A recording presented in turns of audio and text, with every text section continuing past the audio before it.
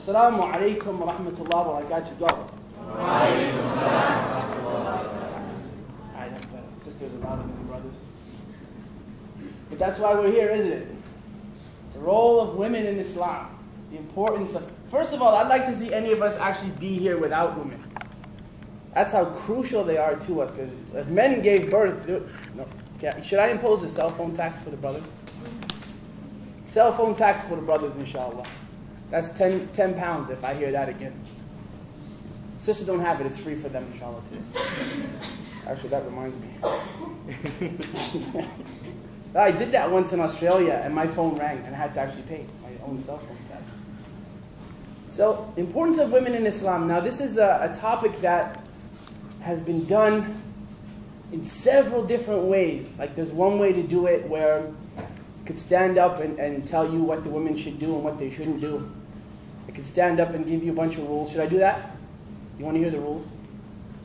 These women would make the feminists cry. They were independent before they were told they were independent. Their dedication and their devotion to their Creator gave them independence. They didn't have to go and wave signs and burn garments and, Oprah didn't tell them they were independent long before people could read in European countries. I'm going to talk about a few of those. Would that be better than telling you rules, or should I just get up here and say the women should cover their heads, the women should cook? Should I tell you that stuff? No, that's not true anyway. About the cooking part. But I want to ask you a question because I want to see where are the non-Muslims here? All right, welcome by the way. What do you think of when I mention Muslim women? First thing that comes into your head, what is it? Sorry? Honor. Honor, really? Okay, that's wonderful. What else? Oppressed. Oppressed? Okay. We're going to talk about those things, inshallah. Third one, can I get a third one? Sorry? Illiterate. Wow, okay, I got one for that. MashaAllah, I got a bunch for that. Because all these women were very literate. Literate, not illiterate. So we're going to try our best in the next 45 minutes to batter away those stereotypes of our queens and princesses, our sisters in Islam. I'm going to tell you the story of an amazing woman. First of all, this woman was mentioned in the Bible as well as the Quran. She is a woman who was the mother of Ishmael. That's Hajar, alayhi salam, peace be upon her. Right? And she was his wife. Now some other people say she was a concubine, which is not true, according to us anyway. Some say she was a mistress, some say she was a servant. She was a maid at one point, but she became the wife of Abraham, Prophet Abraham. And he was ordered by Allah to take her to a place which was a desert. Can you imagine if your husband or your dad decides to just take you to a desert, open the car, alright, hello. This is it. You're here by yourself with your son. Now the first question that Hajar asked her husband at the time was, is this something that Allah has ordered you to do? See, that should be always first. And these group of women, I like to put them in the category of putting their Creator first. Because if it was the husband's order, she could protest it and she could make noise. Those women were like that back in the day. And you're going to see what Hajar actually did that changed the world. It didn't just change her situation, but it changed the whole world, even until now. So Ibrahim alayhi salam, Prophet Abraham said, this is an order from Allah. And he left her there with a pot of dates and a little bit of water. And he went on his way. Time goes by and the water is finishing and the dates are finishing. They've actually finished. And Ishmael, who was also another prophet of Allah that we believe in, who was actually the great-great-grandfather, well, more than that, but so many generations back of the last and final messenger, Muhammad, peace be upon him, and upon all the prophets that came before him, starts to get hungry, as babies tend to do, right? I got 3 daughters. And when my first daughter was born, I don't remember having a long period of sleep during the first 3 or 4 years of her life. They scream a lot, mashallah. Ismail was no different. So Hajar, his mother, runs to the top of a mountain. And this mountain became a Safa, the mountain of Safa, which is in Mecca nowadays. And she doesn't see anyone, so she runs back. And she runs back to the other mountain, which is Al-Marwa, and she doesn't see anyone, and she runs again. And can you imagine? I just want you to put yourself in that situation for a minute, because the pain that she feels of her own hunger is nothing compared to the pain of her child. And her eyes are constantly on him, but she doesn't have anyone around her, and she's going back and forth, and she doesn't know what else to do. So finally, after doing that 7 times, she comes back and she sees by the miracle of Allah, and we believe in miracles as Muslims, that this baby has a pool of water under its feet. And he's kicking his feet in that water. He's like kicking. So she comes and she's trying to collect this water, and it keeps on coming. It keeps on coming. It's the well of Zamzam. And it's been flowing there ever since. And actually Muhammad ﷺ said, Rahim Allah Ismail. May Allah have mercy on the mother of Ismail, because she tried to stop the water a little bit. She tried to contain it. If she didn't do that, it would have been a huge river. But instead it became a well. So this water saved her and her son. There was some Arab tribes in the area, and they are called Jurham. I don't know if anyone has heard of this tribe of Jurham. Jurham is coming through the area where Ismail and his mother are. And they stop there and they ask her a question. And she answers them with a far more amazing answer. They asked her, they said, can we stay here? They could have easily just dealt with her, isn't it? They're warrior people. They're not like, pardon me. Right? Fair lady, could we? I can't do that accent for long. They just asked her, could we settle here? Now she answered them, she said, yes you can, but the water belongs to us. She didn't go, OMG, LOL, who are these people? Oh my God. Smiley face, right? She didn't, she said, you can stay here, but. As if she has any power against them, but she's independent before she was told she was independent. But the water belongs to us. Now, the ritual that she did, or the thing that she did, is done by millions of people every single year in that same area. We do it. I've done it. I'm sure some people in here may have done it as well. I did mine in 2001, where I ran back and forth by those mountains, Safa and Marwa. So what she did, as an act of desperation, if she knew how her simple act would change the modern Muslim world, the whole world, she would have strolled from Mount Safa to Marwa smiling, if she knew that. You wouldn't have Hajj today if it wasn't for her. You wouldn't have the pilgrimage if it wasn't for her.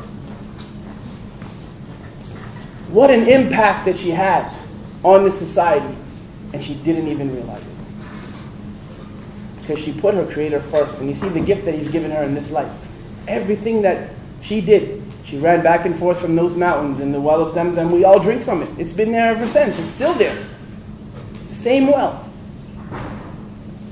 So that's Hajar. And of course, you know the story of Ismail growing up there, and his father came back, eventually built the Kaaba, and so on and so forth. But that's her impact on the society.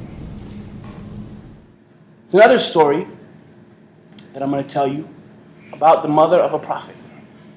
Another mother of a prophet. This is the mother of Moses. Moses, we all know who Moses is, right? Muslims, non-Muslims, everyone knows who Moses is. Even atheists know who Moses is. mentioned in the Bible, respected by the Jewish people, by the Christian people, adored by the Muslims, and we say peace be upon him after we say his name, alayhi salam. The Pharaoh of the day was killing all the boys. يُذَبِّحُونَ أَبْنَاءَكُمْ. He was slaying all the boys, he was killing all of them, the boys of the children of Israel. So, Moses' mom, she got the idea from Allah that she should put her son in a basket. Can you imagine? And sending him down the Nile River. Right? And what's Egypt today? How many of you could actually do that? You have a kid, just put the little boy in a basket and just go, okay, on your way down the river. Who picks him up? The wife of Pharaoh. She doesn't know where this boy came from, and she tells her husband. Again, she was another one. She was actually the boss of Pharaoh at the time. Maybe we should adopt him. He could be a joy to us. Could be a joy to our eyes. Right? That's what she said.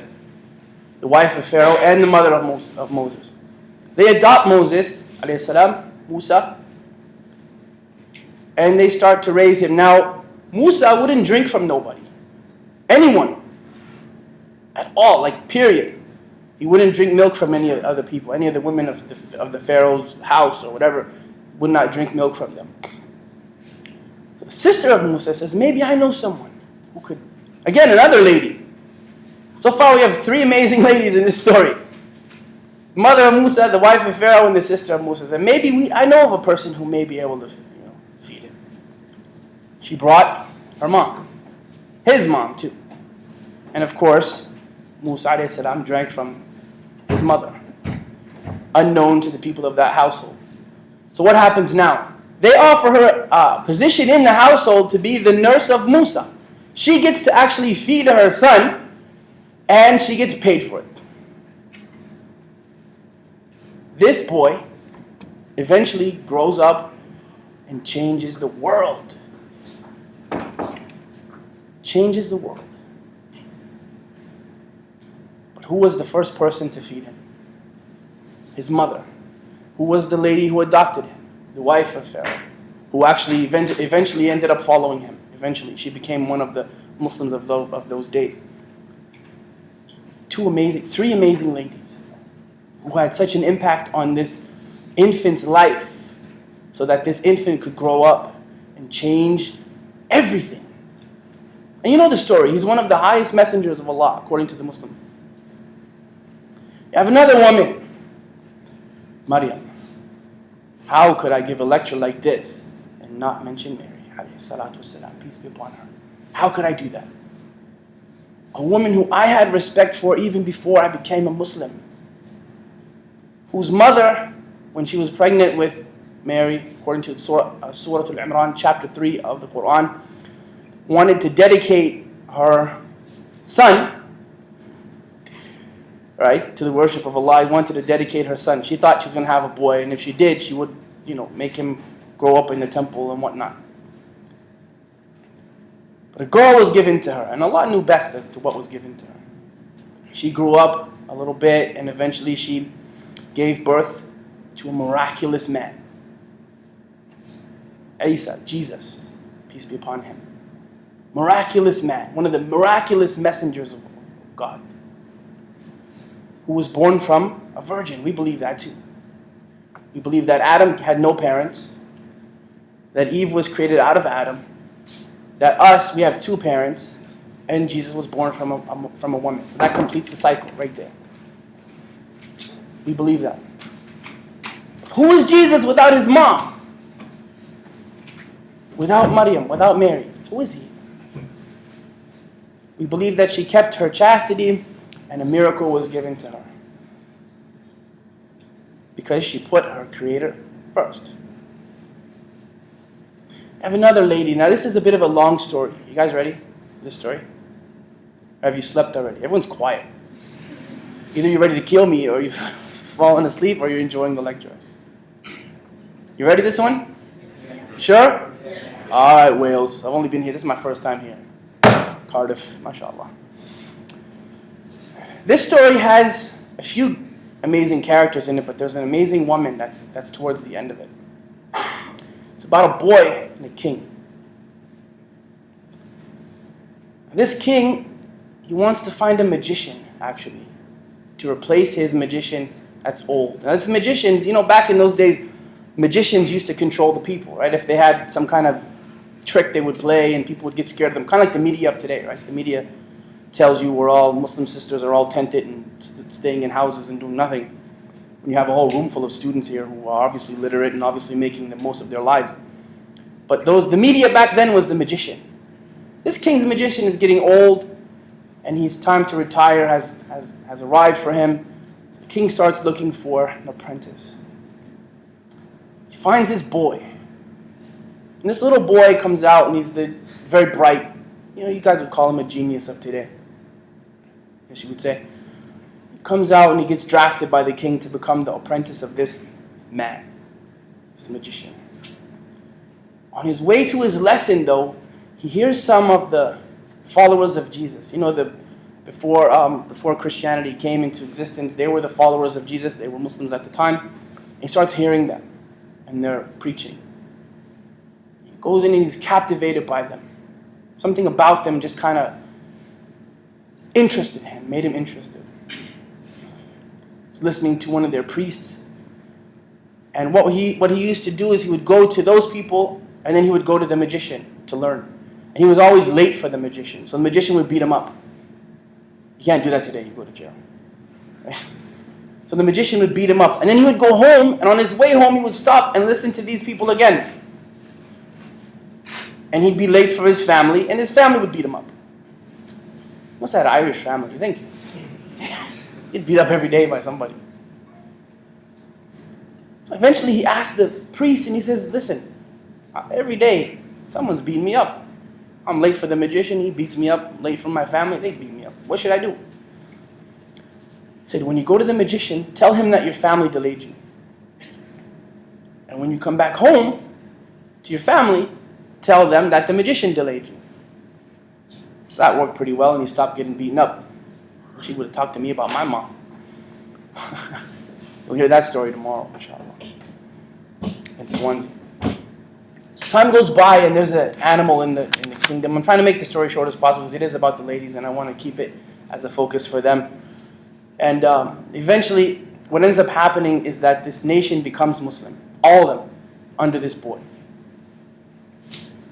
So the king, he has a problem with that. And I'm shortening the story, but he has a problem with that, and he threatens to burn them all if they don't abandon their faith. So he starts doing that. And it's a very graphic story. He digs a big trench, and he's throwing people in it, and his soldiers are throwing people in it. And there's this amazing woman who comes with her child. And the baby, as a miracle, speaks from that woman, because she hesitates, as you would. We wouldn't even have been there. We would have just went to Wales, right? We would have just left. We wouldn't even have been in a place like that. We'd claim our refugee status and just take a walk somewhere and leave. They couldn't do that, so this lady, she came up and she was hesitating. And the baby spoke to her and he said, Asbiri ya ummi. Be patient, oh my mom, because you are on the truth and you're practicing the truth. And she was patient, and she was actually martyred. Now, you would think that what a gruesome story to happen to somebody. All these people died. That's not a very nice story, is it? But this lady, eventually the Quran was revealed, and her story was in that Quran. Those people who were burned to death, their story was in the Quran, and that's how we're able to tell it today, because this strong, amazing woman put her Creator first. And behind that punishment, as it looked like, was paradise for them.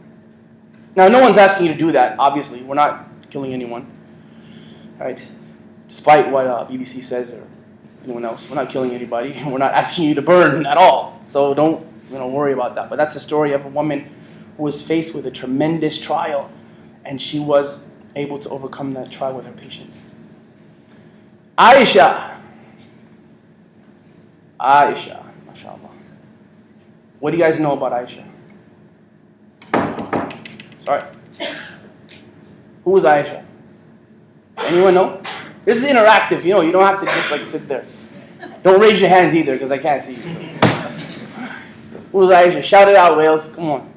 Wife of the Prophet. Yes, brother. MashaAllah. Wife of the Prophet. The Orientalists have an issue with her, isn't it? Your Prophet married a 9-year-old girl, yeah? If I was in Ireland, it would be, your Prophet married a 9-year-old girl, so he did. Right?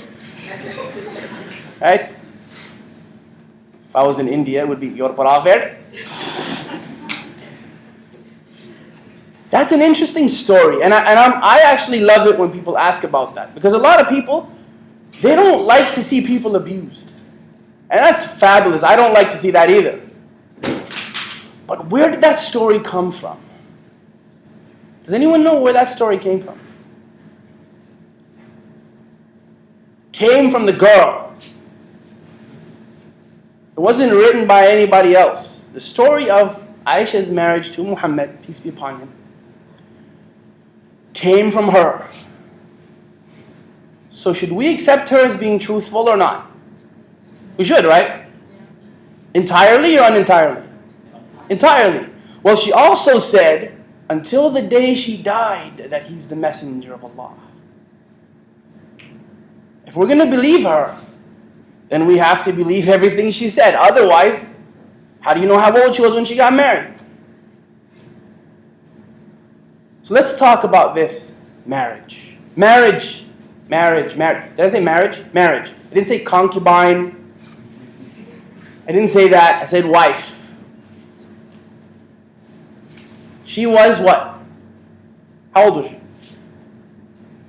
Let's talk about it. Let's be honest. She was 9. That's what the hadith says. Let's go with that. Since we're taking her as being truthful, let's talk about that for a second. This is a question I love to get. She was what? Approached. Approached. Not forced, not kidnapped, not grabbed in the middle of the night, choked out, brought to a tent and said, here, husband, you go. She was what? Approached. By who? Her father. Her dad came and said that the messenger of Allah wants to be married to you. And she agreed at that age. Now Aisha, you have to know something about Aisha, first of all. Aisha was a scholar of genealogy. She was a scholar of the Arabic language. She was a poet. She taught men into her 70s when she died. She was a scholar of her time, and she was a very quick study. You would not know about the issue of cleanliness in Islam if it wasn't for her. So she wasn't your little, iPod playing, chewing gum kid. Because when you picture someone, you picture like little ponytails and, Dora the Explorer and stuff. Right? And you should. Nowadays, I don't agree with that. That happens in a lot of countries, and it's terrible. That child brides that's horrible. We're not talking about that. We're talking about Aisha. Let's keep it very simple, because this story wouldn't even have happened if it wasn't for Aisha. So Aisha agrees to marry the Prophet. Agrees. Can you imagine? Agrees. Not forced, not kidnapped, not choked out, not taken in the middle of the night. Brought, the story. I have to say it again. Time goes by and she describes her marriage to this man, Muhammad sallallahu alaihi wasallam.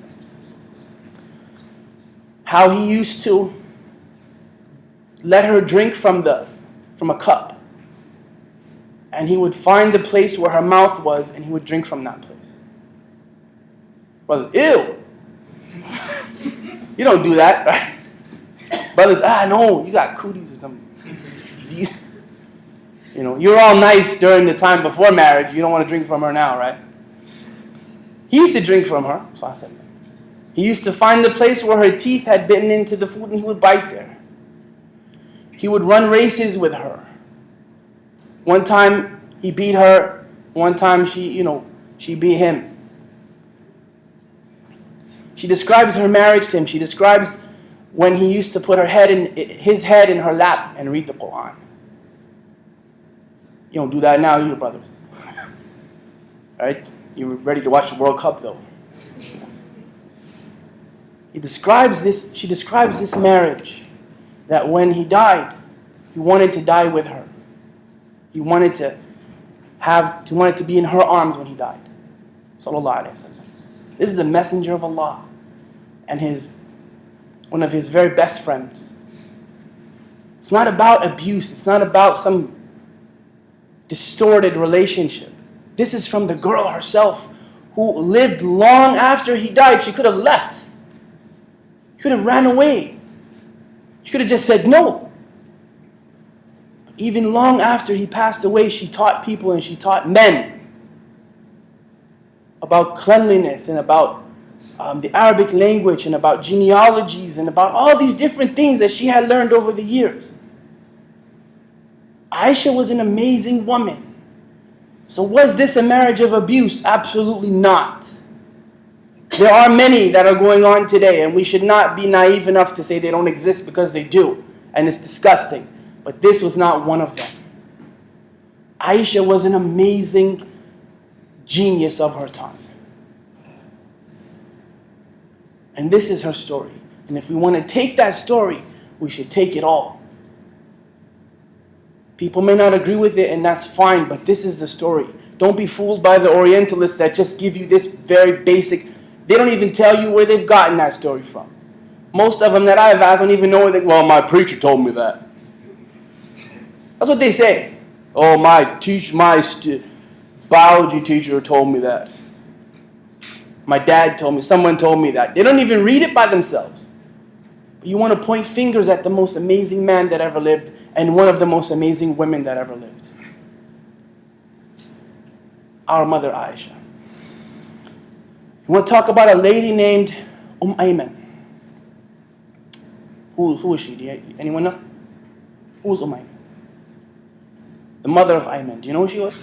Anyone? Brother laughing back there. You all know nothing there. Y'all too busy tweeting or something mad.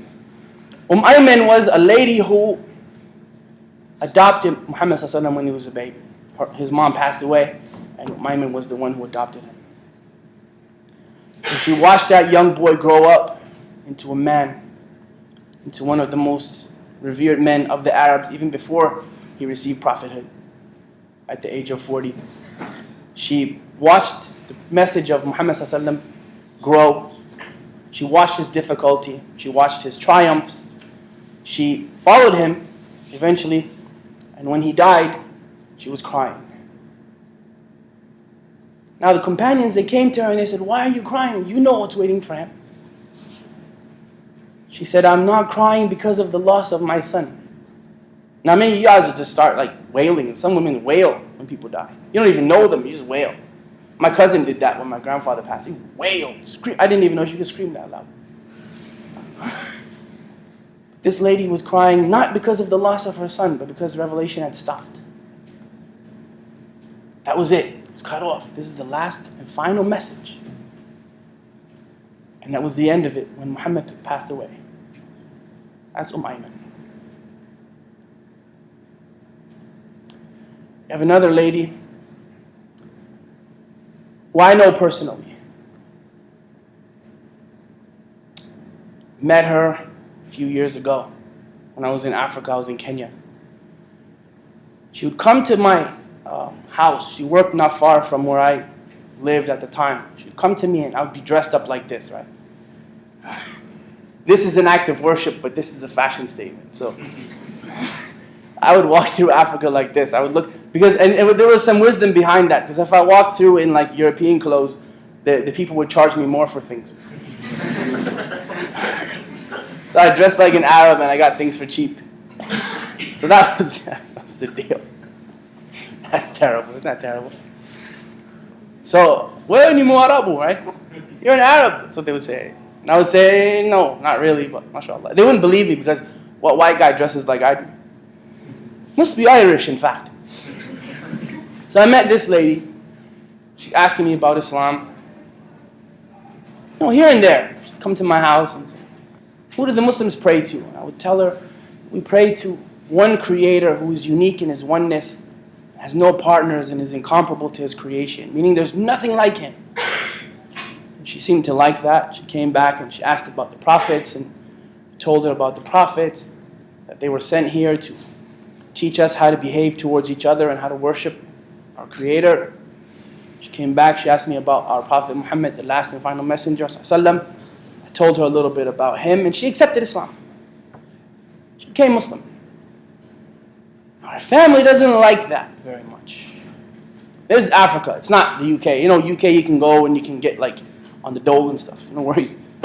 Canada too, your family kicks you out, you get a government house, no problem. You have a nicer house than they do in some cases. But TIA, brother, this is Africa. Family says to her, either you leave this Islam of yours, or you leave the house. She left the house. In Africa. No net. And this is a modern woman. This is not like someone who lived, 1,500 years ago. This is a modern woman who knew she was independent before she was told it. So she finds a little place to stay, and I'm still in contact with her because she has no one else. Still, I call and check for her. She's like, Maskeen, mashallah, the sister's really struggling. Eventually, I actually married that sister. Why? You know why? Because you fell in love. So saal pehle mujhe tumse pyar tha, right? Because you fell in love. No, not really. I mean, eventually, yeah, that was the case. But I wanted to be like her. I wanted to be like that. I wanted to have that patience, and I wanted to have that surety, that yaqeen is in Arabic, this certainty. Because you have to have certainty to do stuff like that. You can't just do that. Say, just be patient, hide. She didn't do that. That's not for everyone. Everyone has different circumstances. But I was so envious. I wanted to be just like her. So I said, well, I should just marry her then. Inshallah. I could be like her. And I learned patience from her. And this job requires a lot of patience. A lot. She's my backbone. And don't get upset that the backbone is behind you. You couldn't walk without your backbone. Behind doesn't necessarily mean bad. This is another stereotype. They keep their women behind them. Your backbone is behind you too, and I'd like to see you walk without it. Behind doesn't mean bad. That's a ridiculous statement. That's silly, in fact. When you have a boat, where's the motor? Y'all don't even have boats in Wales. It's in the back. And you guys are tough. MashaAllah. You guys are used to the speaker that gets up and just talks to you for an hour. You don't even have to do nothing. You're on cue. When I say Assalamu alaikum again, you're gone. I don't work that way, in case you haven't noticed already. Just because someone is behind doesn't necessarily mean it's bad. This sister is my backbone. The women that I mentioned to you were the backbones of their society. Hajar was the backbone of Ismail. Aisha was one of the backbones of Muhammad sallallahu alaihi wasallam. Right? Maryam was the backbone of Jesus. And we don't believe that he was disrespectful to his mother. There's a verse in the Bible that says, "Oh woman," we don't believe that at all. We would never address her like that. Khadija was another one. She was a businesswoman. She was also the first wife of Muhammad sallallahu alaihi wasallam. She was his backbone. Actually, he worked for her. These are women that lived in the 7th century, with the exception of my wife, of course. She's not that old. She's younger than me, in fact.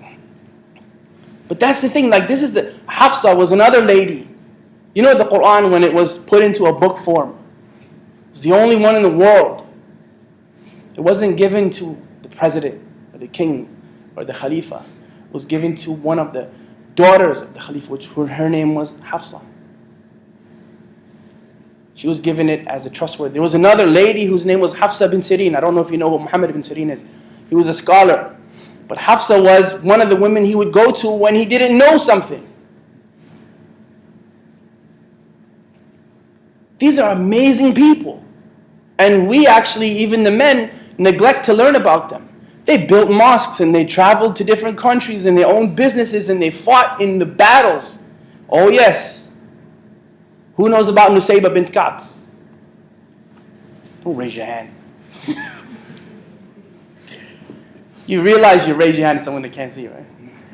Nusayba was a woman from Medina, which is the city of our Prophet. And she was bringing water to one of the battles that he was fighting against. People were attacking them and he was fighting against them. It was the Battle of Uhud, right? Very famous of one of the battles of his life. So she was bringing water to the companions. And they were getting beaten up, actually. They were losing at the time. So many of them were running away. They were leaving. So she started fighting with her hands, like beating the men. Can you imagine? Like that. Pow! You know? Probably better than that. That was a horrible uppercut. But she was fighting the men. Sisters. OMG. LOL. Right? TTFN. TTYL.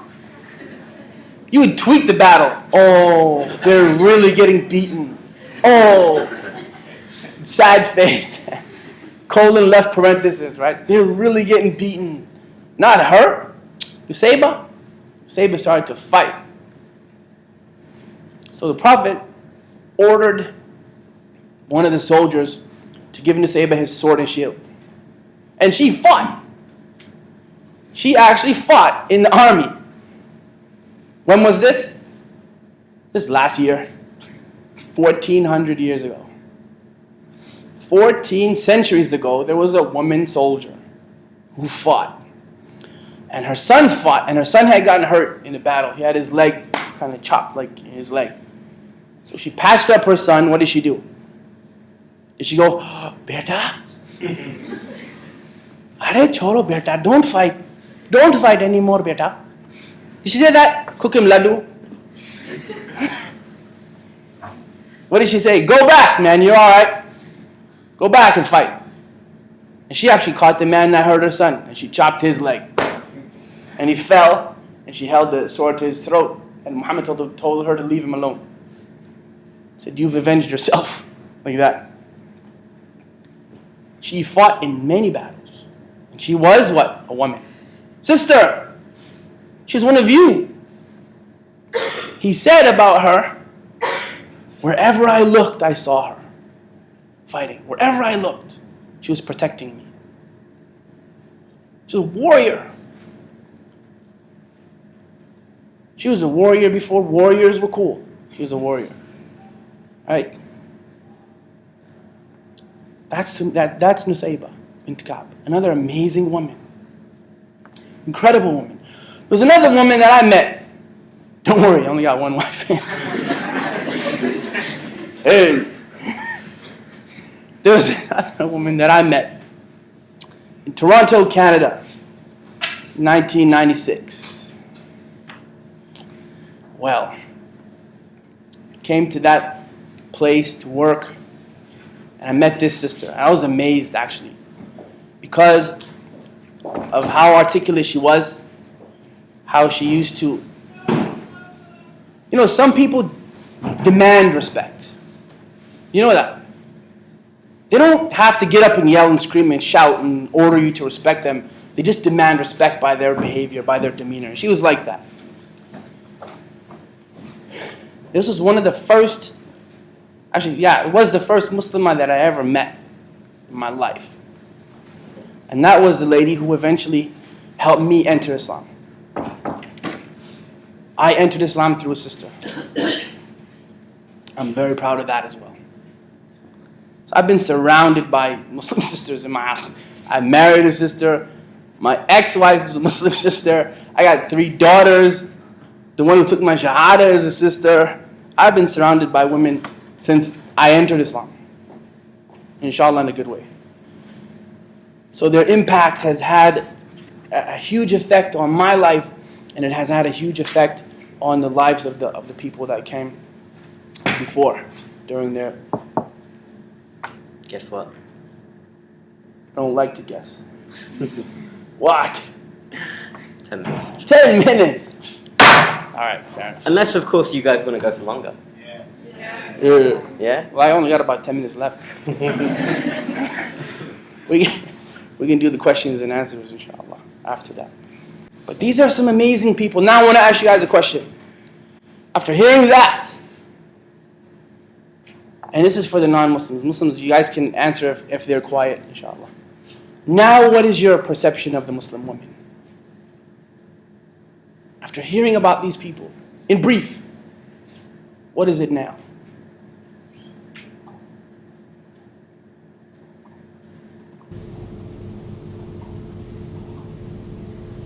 Okay, they're quiet. Sisters, what's your opinion of them now? It's probably your opinion anyway, but what would you say about them now?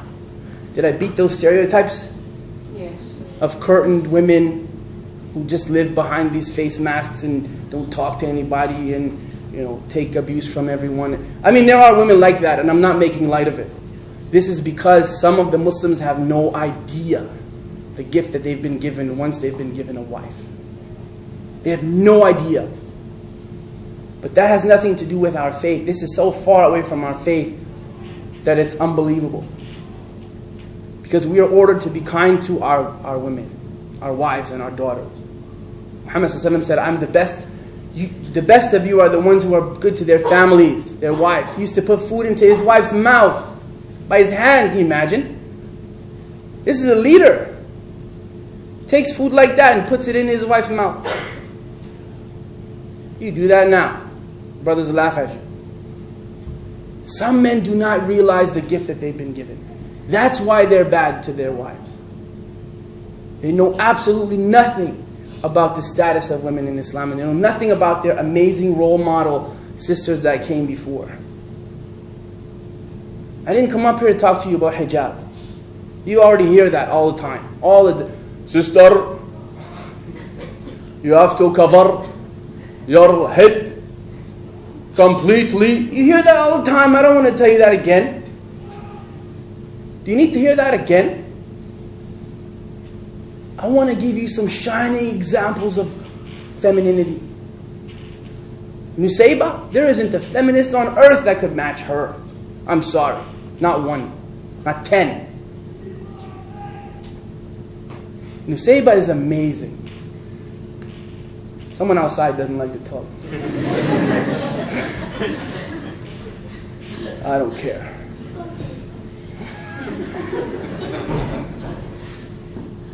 Who's more narrow-minded? The one who doesn't listen or the one who actually listens? Right? If there's issues, inshallah, we can take care of the issues, inshallah, later. In a peaceful way, No one shall be killed, inshallah. But these women were amazing. Khadija, businesswoman, had businesses before. Do you know what they used to argue in like the late 18th century? They used to argue if women had souls or not. Does a woman have... Are you serious? And if she does, is it the soul of a person or the soul of an animal? That was a legit argument back in the day, back a little more than 100 years ago. While our women were fighting wars and teaching men, other women were subjugated. Why is it when you see a habit on a nun, and I like the nuns, personally I think they're fabulous. Why do you think devoted? When you see a Muslimah with a hijab, why do you think oppressed?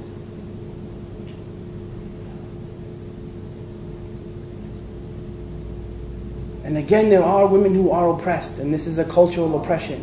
There's no honor in killing innocent people.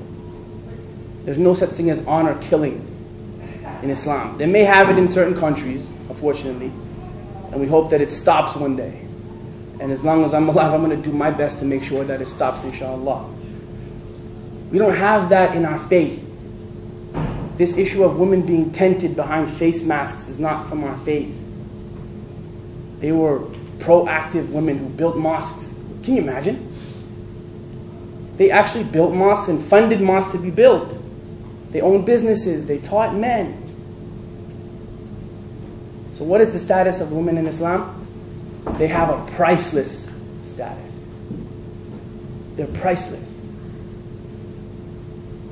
Their brains are much more important than their beauty. They decorate the outsides of their head, and they decorate the inside of it as well. Because they're knowledgeable, they're our mothers, they are our daughters, they are our sisters, they are our life. We love them and respect them, and we should be honoring them. And if not, there should be brothers who are ready to do something about that.